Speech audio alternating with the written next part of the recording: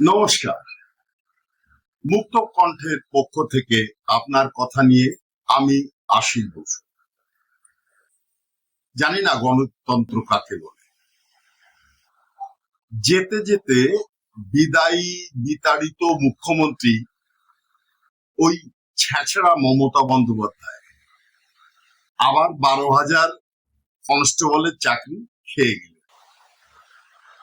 উনি যতদিন ছিলেন ততদিন তো খেয়েছে, কিন্তু যাওয়ার সময় ওই হাতে করে নিয়ে যায় না, সেইভাবেই এটাও নিয়ে গেল। 12,000 কনস্টেবল যাদের পরীক্ষা হয়ে গেছিল, অনেকের বাড়িতে হয়তো অ্যাপয়েন্টমেন্ট লেটারও পৌঁছে গেছিল, সেটাই যে আহ, নিয়ম কিছুই মানা হয়। সংরক্ষণের উনি তোয়াক্কা করেন কোনোদিনই করেন। উনি মনে করতেন উনি যেটা বলবেন সেটাই আইন, সেটাই শেষ কথা।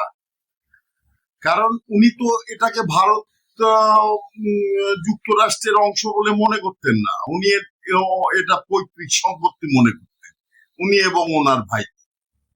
তাই এই যে 12,000 কনস্টেবলের চাকরির জন্য যে নোটিফিকেশন জারি করা হয়েছিল, সেখানে আপনারা চিন্তায় করতেই পাচ্ছেন যে 12,000 যদি পদ হয় তাহলে কত লোকে পরীক্ষা দিছিল, এবং সেই পরীক্ষায় চরম জালিয়াতি করেছে এই ছেঁচড়া বিতাড়িত মমতা বন্দ্যোপাধ্যায় মুখ্যমন্ত্রী, যিনি স্বজন পোষণ ছাড়া কিছুই করেননি। যতদিন ছিলেন শুধু ধানাই পানাই করেছেন।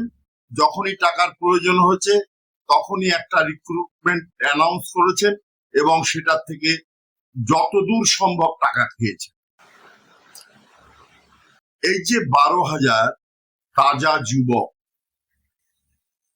যারা পরীক্ষা দিছিল এই কনস্টেবলের জন্য, তাদের জীবন তো শেষ। চিন্তা করুন একবার, আপনার আমার পরিবারেরই এরা মঙ্গল গ্রহ থেকে বা অন্য গ্রহ থেকে আসেনি, অন্য দেশ থেকেও আসেনি। এরা সব বাংলার ছেলে এবং মেয়েও ছিল। এই যে যুবক যুবতীরা প্রতারিত হলো, এরা কি করবে এখন? আমি কেন এই থামলিনে বলেছি যে গণতন্ত্র কি বাস্তব? এটা গণতন্ত্রে এই ধরনের স্বৈরাচারী শয়তান মুখ্যমন্ত্রীর কি হওয়া উচিত, কি সাজা হওয়া উচিত? একে তো একবার কেন 10 বার ফাঁসিতে ঝুলালেও এর সমাধান হবে না। এতগুলো যুবক যুবতীর জীবন উনি আবারও শেষ করলেন। আগে 26,000 খেয়েছেন,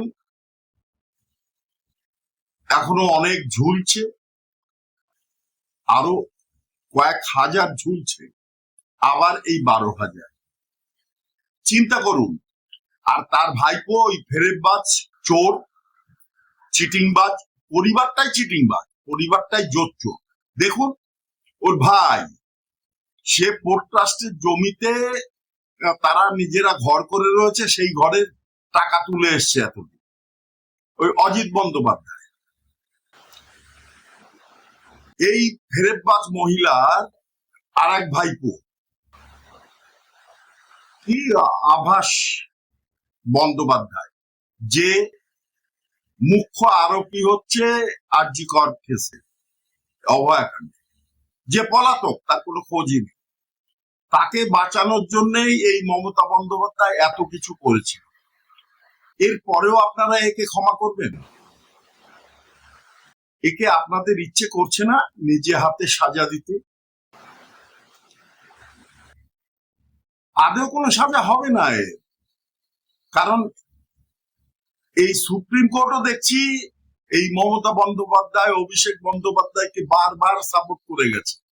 এদের ফেভারে যখনই কিছু থাকে তখন দ্রুত সে রাত্রিবেলায় নিশুত রাত্রেও শুনানি হয়ে যায়।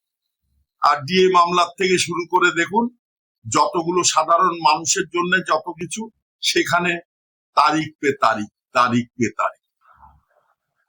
এটা কিসের গণতন্ত্র? কাকে বলছেন আপনারা গণতন্ত্র? এটা যদি গণতন্ত্র হয় তাহলে স্বৈরতন্ত্র কি? ব্যাখ্যা আছে আপনাদের কাছে? আমার এই গ্রাম্য মস্তিষ্কে এর কোনো উত্তর নেই। জানি না আপনাদের কাছে আছে কি। যদি থাকে আপনারা উত্তরটা দেবেন। ওদিকে এনারই ভাই হবে হয়তো, হয়তো খোঁজ নিলে দেখা যাবে এনার সম্পর্কে ভাই হয়। ওই যে সোরেন বাবু, হেমন্ত সোরেন, 44টা পরীক্ষা বাতিল করে দিয়েছে ঝাড়খণ্ড। এক জেনজি আন্দোলন, যে আন্দোলনে কোনো রাজনৈতিক দল ছিল না, না অভিষেক দিকের মতন ফেরেববাজরা, ওখানে চিটিংবাজরা, বিদেশি টাকায় লালিত পালিত তারা ছিল না অন্য কোনো রাজনৈতিক দল। ওখানে শাসন কারা করছিল? কংগ্রেস সমর্থিত হেমন্ত সোরেন। ঝাড়খণ্ডের চরম অগ্নিগর্ভ অবস্থা। এই যে যারা এতদিন চাকরি করছিল, এরা তো চাকরি পেয়েই সাধারণত কি হয়, ইএমআই তে গাড়ি বাড়ি ফ্ল্যাট। এবার তারা কি করবে? তাদের পরিবারগুলো কি হবে? অনেকে তো বিয়ে করে বসেছে, সরকারি চাকরি করে, কি হবে? আপনারা জানেন, আপনারা শিক্ষিত সমাজ, আপনারা জানেন। কংগ্রেস চুপ। ওই ন্যাশনাল হেরাল্ড কেস এবং আরো অনেক মামলায় জামিন প্রাপ্ত রাহুল গান্ধী, এই গান্ধী পরিবার, এরা তো পুরো পরিবারটাই জামিনে রয়েছে। ন্যাশনাল হেরাল্ড কেস এতদিন ধরে চলছে, কেসের সমাধানই হচ্ছে না, হয় না। এসব রাজনৈতিক নেতাদের কোনো কেসের কোনো সমাধান হয় না, এটা দেখবেন, মিলিয়ে নিন। আমার ক্ষুদ্র বুদ্ধিতে এর কোনো সমাধান আমি খুঁজে পাচ্ছি না। আপনারা পাবেন কোত্থেকে জানি না, যদিও আপনারা শিক্ষিত মানুষ, খুঁজে পেতেই পারেন। যে কথা বলছিলাম, তাহলে এই যে পশ্চিমবঙ্গে 2025 সালের পরীক্ষার্থী কনস্টেবলে 12,000 যুবক যুবতী, এদের কি হবে? এদের দায় কে নেবে? এই মাকু সিপিএম, এরা দেখুন দুদিন পরেই রাস্তায় নেমে বলবে হ্যাঁ দায় এবার বিজেপি সরকারের। কেন রে বাবা, পরীক্ষাটা কি বিজেপি সরকার নিয়েছিল? এসব ক্ষেত্রে আবার এরা খুব সতর্ক। ওরা গরু খেয়ে নিরপেক্ষতা দেখায়, ধর্ম নিরপেক্ষতা দেখায়, কিন্তু শুয়োর ছুতে দেয় না। এদের যারা আদর্শগত পিতা, তারা কেউ ভারতীয় নয়। লেনিন, স্টালিন, এরা সবই বিদেশি। এরা মেহনতি মানুষের পক্ষে। এই যে শতরূপ, কি পিতাধর, এরা সব সাধারণ মানুষের। আর মীনাক্ষী, এরা সব দেখুন বড় বড় গুলি মারে, কিন্তু এদের ব্যক্তিগত জীবনগুলো দেখুন, আপনি বুঝতে পারবেন এরা কোনোদিন ভারতীয় ছিল না।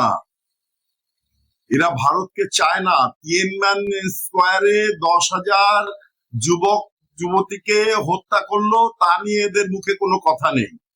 এরা প্রতিবাদ করে, কেন পাহেলগাঁওয়ে হয়েছে, এখানে কেন সার্জিক্যাল স্ট্রাইক হবে, কেন পাকিস্তানের জল বন্ধ করা হবে, তখন এদের দরদ উঠলে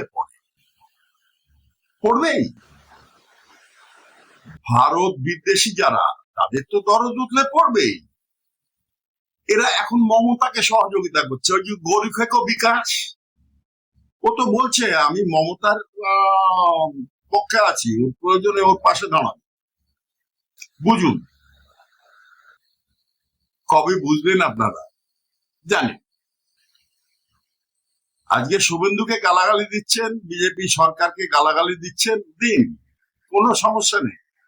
গালাগালি আপনারা দিতেই পারেন, স্বাধীন দেশের গণতান্ত্রিক দেশের নাগরিক আপনারা। কিন্তু বাস্তবটাকেও একটু শিখুন, দেখুন, বুঝুন, জানুন। না, বাস্তব জানার প্রয়োজন কি আছে? সোনারপুরে ঘটনা নিয়ে সিপিএম নেতা সে উস্কেছিল, একটা হত্যা লীলা চালালো, তার পক্ষে সিপিএম বলছে এটা ভুল, ভুল, সবই ভুল, শুধু ওনারা ঠিক। বিগত 34 বছরে ওনারা কি কি করেছেন সেগুলো কি আপনারা ভুলে গেছেন? আমরা ভুলিনি, আমরা সেই বয়সটা দেখেছি। আমরা আজকের নতুন প্রজন্ম হয়তো জানে না, তাদের ভুল পড়ানো হয়, ভুল বোঝানো হয়। একটা মিথ্যেকে 10 বার যদি বারবার বলা যায় সেটাকে সত্যি বলেই মনে হয়। এটা ওদের ফর্মুলা, এবং এই ফর্মুলাতেই ওরা এতদিন চালিয়ে এসছে। ভালো কথা, ভালো থাকবেন। এই 12,000 যুবক যুবতীর কি হবে একবার ভাবুন। এরা কিন্তু আপনার আমার ঘরে, বিদেশ থেকে আসেনি। এরা কোন রাজনৈতিক দল করত, কোন আদর্শে এদের পরিবার বা এরা বিশ্বাসী জানি না, কিন্তু আমার মতন সাধারণ মানুষের মনে কষ্ট হচ্ছে এইটা। এদের ভিতরে তো অনেকে ছিল যারা প্রকৃত শিক্ষিত, যারা প্রকৃত উপযুক্ত।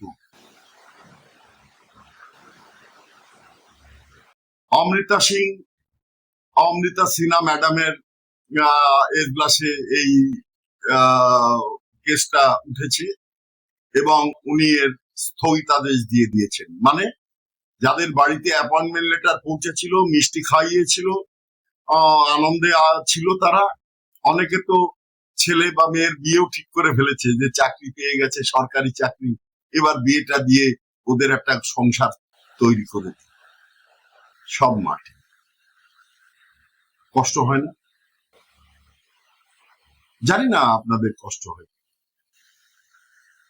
আমার পরিবারের কেউ থাকতে পারত, তাই আমার কষ্ট।